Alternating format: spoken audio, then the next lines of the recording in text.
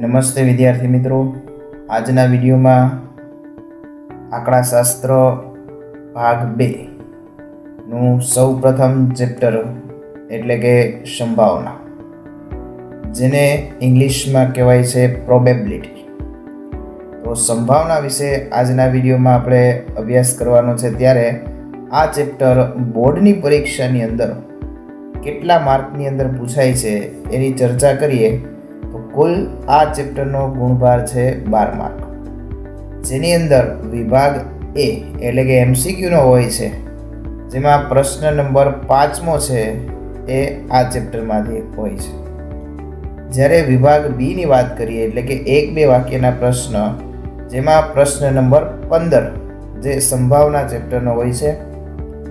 જ્યારે વિભાગ સી એટલે કે 2 માર્કના દાખલામાં કશું જ હોતું નથી. ત્યારબાદ વિભાગ ડી ની વાત કરીએ તો 3 ગુણના દાખલાની અંદર પ્રશ્ન ક્રમાંક છે એ 35 અને 36 રહેશે. જ્યારે વિભાગ ઈ ની અંદર જોઈએ તો 4 ગુણનો દાખલો છે, જેનો પ્રશ્ન ક્રમાંક બાળકો રહેશે 39, જે તમને 2 અલગ અલગ સ્વરૂપે એટલે કે એ અને બી જે 2 માર્કના હશે એમ થઈને કુલ 4 માર્ક રહેશે. જ્યારે 5 માર્કની અંદર આ ચેપ્ટરમાંથી કશું પૂછાતું નથી. એટલે આ પ્રમાણે સંભાવના ચેપ્ટરનો ગુણભાર રહેશે.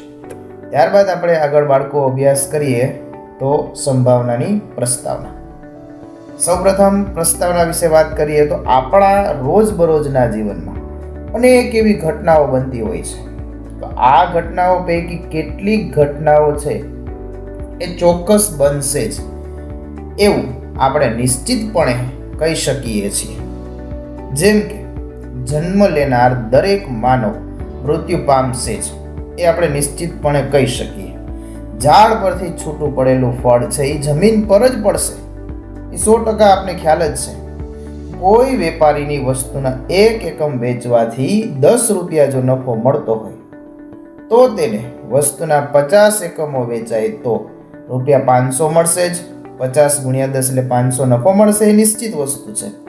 જ્યારે એક વ્યક્તિ કોઈ રાષ્ટ્રીયકૃત બેંકની અંદર રૂપિયા 1 લાખ વાર્ષિક 7.5%ના વ્યાજના દરે મૂકે તો તેના વર્ષના અંતે એને કેટલા વ્યાજ તરીકે મળશે બાળકો? તો કે 7,500 મળવાના જ છે. આ બધી ઘટનાઓ કેવી છે? તો કે નિશ્ચિત ઘટનાઓ છે. જેમ કે સિક્કો આપણે ઉછાળીએ છીએ, કાં આપણે હેડ મળવાનું છે કાં ટેલ મળવાનું છે, છાપ મળશે અથવા કાંટો, એ નિશ્ચિત વસ્તુ છે. જેમ કે પાસો છે, તો પાસાને આપણે ઉછાળીએ છીએ તો પાસામાં 6 માંથી કોઈ એક અંક આવવાનો જ છે. તો આ બધી ઘટનાઓ છે કેવી છે? તો કે નિશ્ચિત છે. પરંતુ કેટલીક ઘટનાઓ એવી હોય છે કે જે બનશે કે નહીં તે અગાઉથી નિશ્ચિતપણે કહી શકાતું નથી. જેમ કે કોઈ સમતોલ સિક્કો ઉછાળીએ ત્યારે તેની ઉપરની બાજુ છાપ મળશે, એ આપણે પરફેક્ટલી ન કહી શકીએ. કાં છાપ પણ મળી શકે છે અને કાંટો પણ મળી શકે, 2 માંથી કોઈ પણ એક પરિણામ આપને મળી શકે છે. જ્યારે 6 બાજુવાળો એક સમતોલ પાસો આપણે ફેંકીએ તો પાસાની ઉપરની બાજુ મળતો અંક 3 હોય કે 4 હોય કે 5 હોય, કોઈ પણ એક વસ્તુ આની અંદરથી મળી શકે છે. નવો જન્મ લેનાર બાળકની જાતિ છે એ નર હશે. કારખાનામાં ઉત્પાદિત થયેલ એકમ ગુણવત્તાની દ્રષ્ટિએ ખામી રહિત હશે. ચાલુ વર્ષે અમુક વિસ્તારમાં કુલ કેટલો વરસાદ પડશે? કે ચાલુ વર્ષે રાજ્યમાં ઘઉંના પાકનું કેટલું ઉત્પાદન થશે? કે 2 દેશ વચ્ચે રમાતી એક ક્રિકેટ મેચનું પરિણામ શું આવશે? વગેરેને આપણે નિશ્ચિતપણે કહી શકતા નથી, પણ એક ઘટના બની ગયા બાદ જ આપણે ખ્યાલ આવવાનો છે કે આની અંદર કયું પરિણામ મળશે. તો આવી જે ઘટનાઓ છે એના વિશે આપણે સચોટ અનુમાન કરવાનું શક્ય નથી. આવી ઘટનાઓ બનવાની કે ન બનવાની ઓછી વધતી શક્યતાનો ખ્યાલ આપણે આપણી આપસૂઝથી, આપણા અનુભવથી મેળવી શકીએ છીએ. પરંતુ આવી ઘટનાઓ બનવાની કે ના બનવાની બાબતમાં શું રહેલી હોય છે બાળકો? અનિશ્ચિતતા રહેલી હોય છે. આપણે માની લઈએ કે આવી ઘટનાઓ બનવાનું કે ન બનવાનું અજ્ઞાત તત્વ પર આધારિત હોય છે, જે જાણતા ન હોય તેવા તત્વો. જેને આપણે શું કહીએ તો કે ચાન્સ કહીશું.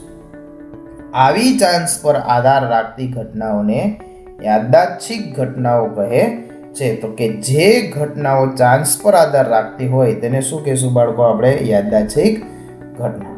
એટલે આવી નિશ્ચિત ઘટના ઘટવાની શક્યતા સંખ્યાત્મક રીતના દર્શાવતા સંભાવનાનો આપણે શું કરવો પડે છે? તો કે ઉપયોગ કરવો પડે છે. એટલે આ પ્રકરણની અંદર આપણે બાળકો શું શીખવાનું છે? તો કે સંભાવનાના સિદ્ધાંતો, સંભાવનાની પ્રશિષ્ટ વ્યાખ્યા, આંકડાશાસ્ત્રીય વ્યાખ્યા તેમજ સંભાવનાની ઉપયોગિતા દર્શાવતા ઉદાહરણો જોઈશું. હવે આપણે કેટલાક પદોનું સ્પષ્ટીકરણ કરી લઈએ જે સંભાવનાના અભ્યાસમાં ઘણા બધા ઉપયોગી છે. તો સૌપ્રથમ બાળકો આપણે જોઈએ તો યાદચ્છિક પ્રયોગ અને ત્યારબાદ નિદર્શાવકાશ વિશે આપણે અભ્યાસ કરીએ. તો અહીંયા તમારી સામે 3 અલગ અલગ પ્રકારના યાદચ્છિક પ્રયોગ આપેલા છે, જેની અંદર આપણે પહેલો પ્રયોગની વાત કરીએ તો એક સમતોલ સિક્કો ઉછાળો. આ પ્રયોગના 2 શક્ય પરિણામો આપણી પાસે છે. છાપ, જેને આપણે ઇંગ્લિશમાં કહીશું હેડ, જેને આપણે શેના તરીકે યાદ રાખશું? એચ તરીકે. કાંટો છે, જેને ઇંગ્લિશમાં કહીશું ટેલ, જેને આપણે શેના તરીકે યાદ રાખશું? ટી. પૈકી કોઈ એક પરિણામ મળશે. આપણે ધારી લઈશું કે સિક્કો તેની ધરી પર ઊભો રહેતો નથી. બરાબર, સીધો સિક્કો ઊભો રહેતો નથી. આમ સિક્કો ઉછાળવાના પ્રયોગમાં શક્ય પરિણામો આપણી પાસે 2 છે, એચ અને ટી, એમ 2 જ છે. પરંતુ આ 2 પરિણામો પૈકી કયું પરિણામ મળશે તેને આપણે નિશ્ચિતપણે પ્રયોગ પૂર્વે કહી શકાતું નથી. એટલે કે પ્રયોગ કર્યા પહેલા આપણે કહી શકતા નથી કે આમાં ટેલ જ પડશે અથવા તો હેડ જ પડશે. પણ આપણે અગાઉથી એની શું કરીએ છીએ? તો કે ધારણા કરીએ છીએ, વિચારણા કરીએ છીએ. That means probability. જ્યારે બીજા પ્રયોગ વિશે વાત કરીએ તો 1, 2, 3, 4, 5 અને 6 એમ 1 થી 6 અંક લખેલા 6 બાજુવાળા એક સમતોલ પાસાને ઉછાળો. તેની ઉપરની બાજુએ આવતા અંકને નોંધો. આ પ્રયોગના 6 શક્ય પરિણામો, જેમ કે 1 થી 6 પૈકી કોઈ એક પરિણામ મળશે. અહીં પાસો ઉછાળવાના પ્રયોગમાં શક્ય પરિણામો આપણી પાસે કેટલા છે? તો કે 1 થી 6. એમ 6 જ છે, પરંતુ તે 6 પરિણામો પૈકી કયું પરિણામ આપણે મળશે એ આપણે અગાઉથી નિશ્ચિતપણે કહી શકતા નથી. પણ કયું પરિણામ આવશે એ આપણે પ્રયોગના અંતે જ ખ્યાલ આવવાનો છે. જ્યારે આપણે ત્રીજા પ્રયોગની વાત કરીએ તો કે ધારો કે 0 થી માંડીને 9 એમ અલગ અલગ કેટલા અંક લખેલા છે? તો કે 10 સંખ્યા લખેલ એક ચક્ર છે અને તેની સામે એક નિશાન રાખેલ છે. આ ચક્રને હાથ વડે ફેરવવામાં આવે છે તો તે ગોળ ગોળ ફરીને અમુક સમય પછી શું થઈ જશે બાળકો? તો કે સ્થિર થઈ જશે. આ ચક્ર અટકે ત્યારે 0 થી 9 માંથી કોઈ એક સંખ્યા પેલા નિશાનની સામે આવે છે. આ એ સંખ્યા જીત દર્શાવતી સંખ્યા છે. અહીં આવા ચક્રને ફેરવીને જુઓ કે જીત દર્શાવતી સંખ્યા કઈ છે. અહીં પ્રયોગના કુલ શક્ય 10 પરિણામો છે જે 0 થી 9 છે, પરંતુ આ 10 સંખ્યાઓ પૈકી કયું પરિણામ આવશે તે આપણે અગાઉથી નિશ્ચિતપણે કહી શકતા નથી. તો જે પ્રયોગ આપણે અગાઉથી કહી શકતા નથી એવા બધા પ્રયોગને શું કહેશું? યાદચ્છિક પ્રયોગ. પણ એ પરિણામો પરથી આપણે કયું ઘટક મળશે એ આપણે પ્રયોગના અંતે કહી શકીએ છીએ. તો આવા જે પરિણામો છે, આવા જે પ્રયોગો છે એને શું કહેશું બાળકો? આપણે યાદચ્છિક પ્રયોગ. પણ યાદચ્છિક પ્રયોગ કરવા સમયે કુલ કેટલા પરિણામો છે એ આપણે જાણતા હોઈએ છીએ, પણ પ્રયોગના અંતે કયું પરિણામ મળશે એ આપણે અગાઉથી જાણતા નથી. એ આપણે પ્રયોગના અંતે જ જાણવા મળશે. ત્યારબાદ વાત કરીએ તો આપણે બાળકો યાદચ્છિક પ્રયોગ અને તેના લક્ષણો. જે પ્રયોગનું નિરપેક્ષ રીતે સમાન સંજોગોમાં પુનરાવર્તન કરી શકાતું હોય અને તે પ્રયોગના બધા જ શક્ય પરિણામો જ્ઞાત હોય, એટલે કે આપણે જાણતા હોઈએ છીએ, પરંતુ તે પૈકી કયું ચોક્કસ પરિણામ મળશે તેનું નિશ્ચિત અનુમાન પ્રયોગ પૂર્વે એટલે પ્રયોગ પહેલા કરી શકાતું ન હોય તેવા પ્રયોગને આપણે બાળકો શું કહીએ છીએ તો કે યાદચ્છિક પ્રયોગ. તો આ વ્યાખ્યા પરથી આપણે અમુક બાબતો સ્પષ્ટ થાય છે, જેને આપણે શું કહીશું તો કે એના લક્ષણો.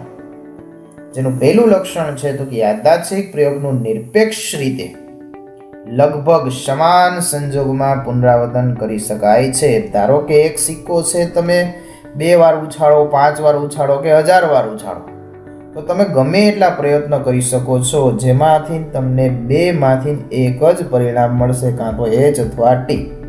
તો તમે સ્વતંત્ર રીતના ઉછાળી શકો છો, એટલે કે નિરપેક્ષ રીતના તમે સિક્કાને ઉછાળી શકો છો અને પુનરાવર્તન કરી શકો છો. યાદચ્છિક પ્રયોગની અંદર શક્ય તમામ પરિણામો જ્ઞાત હોય. આપણે જાણતા હોય, જેમ કે સિક્કો છે તો એના 2 પરિણામ છે, પાસો છે તેના 6 પરિણામ છે, પત્તો છે માની લો 52 પત્તાની જોડ છે તો એના આપણે ખબર છે 52 પરિણામ છે. પણ પત્તામાંથી આપણે કોઈ એક પત્તું ખેંચવું છે, એ 52 પત્તામાંથી એક પત્તું ખેંચવું છે, કયું પત્તું મળશે આપણે એ પરફેક્ટલી કહી શકતા નથી. પરંતુ તે પૈકી કયું ચોક્કસ પરિણામ મળશે તેનું નિશ્ચિત અનુમાન પ્રયોગ પૂર્વે કરી શકાતું નથી. એટલે કે પ્રયોગ પહેલા આપણે 100% કહી શકતા નથી. યાદચ્છિક પ્રયોગને અંતે આપને જરૂરથી કોઈ ચોક્કસ પરિણામ મળે જ છે. તો આ એના થઈ ગયા લક્ષણો.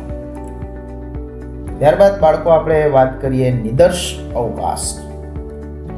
નિદર્શ અવકાશની અંદર જોઈએ તો કોઈ પણ યાદચ્છિક પ્રયોગના શક્ય તમામ પરિણામોના ગણને તે યાદચ્છિક પ્રયોગનો નિદર્શ અવકાશ કહેવામાં આવે છે. જેમ કે આપણે એક સિક્કો ઉછાળીએ છીએ તો માં 2 પરિણામ મળે છે, H અને T. તો H અને T આપણા માટે બાળકો શું કહેવાશે તો કે નિદર્શ અવકાશ, જેને આપણે સંકેતમાં શેના વડે ઓળખશું તો કે U અથવા તો S વડે. પણ મોટા ભાગે નિદર્શ અવકાશનો સંકેત છે U વપરાતો હોય છે.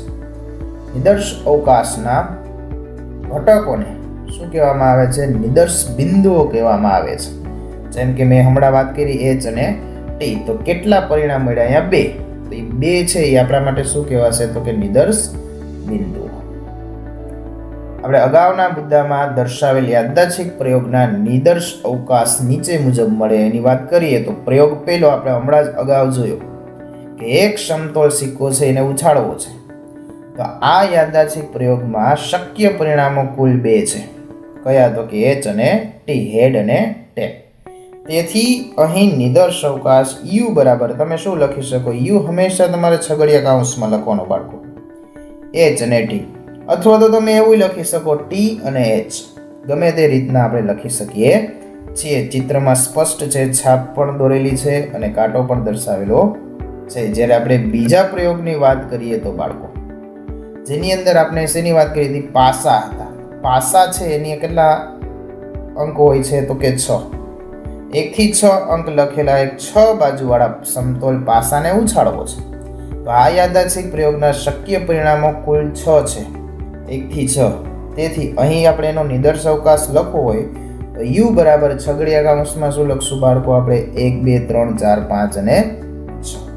નીચે તમને એના ચિત્ર પરથી સ્પષ્ટ થાય છે કે પાસાની અંદર કયા અંક કઈ રીતના દર્શાવેલા હોય છે.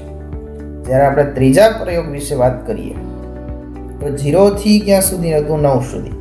સંખ્યા લખેલી એક ચક્ર ફેરવી જીત પ્રાપ્ત કરતી સંખ્યા નક્કી કરવી છે. તો આ યાદચ્છિક પ્રયોગના શક્ય પરિણામો કુલ કેટલા અંક થશે તો કે 10. તેથી હવે એનો આપણે નિદર્શ અવકાશ જો લખવો હોય તો U બરાબર શું થશે તો કે 0 થી માંડીને આપણે એક એક અંક લખતું જવાનું રહેશે.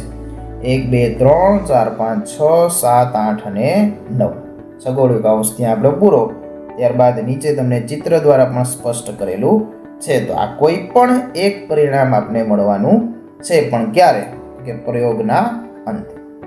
આ રીતના આપણે આ અલગ અલગ પ્રયોગનો શું લખી શકીએ છીએ? નિદર્શ અવકાશ.